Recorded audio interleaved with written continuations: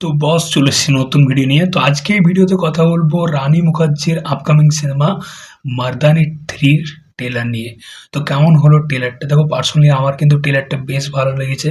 সিনেমাটা প্রডিউস করছে ইয়েস রাজ production house. তো এটা মার্দানি সিনেমারই আর কি ৩ নাম্বার পার্ট।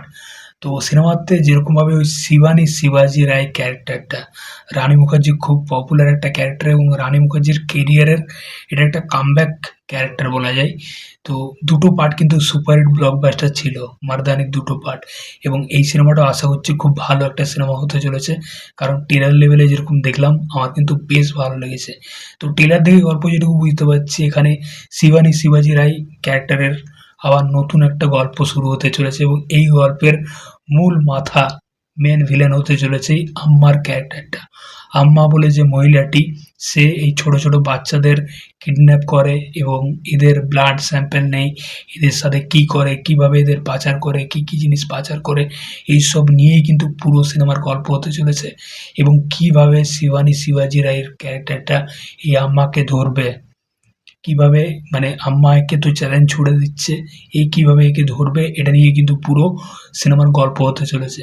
তো হিরো ভিলেনের টাসেলটা কিন্তু সলিড হবে যেটুকু বুঝতে পারা যাচ্ছে। এখানে শিবানী শিবাজি রায়, রানী মুখার্জির যে ক্যারেক্টারটা, তার যেরকম অ্যাটিটিউড, যেরকম সোয়াগ, যেরকম ডায়লগ ডেলিভারি, অন্যদিকে আম্মার যে ক্যারেক্টারটা সে আবার খুব পাওয়ারফুল। তো এই টাসেলটা কিন্তু, ক্ল্যাশটা কিন্তু সত্যিই খুব জবরদস্ত হতে চলেছে বুঝতে পারা যাচ্ছে।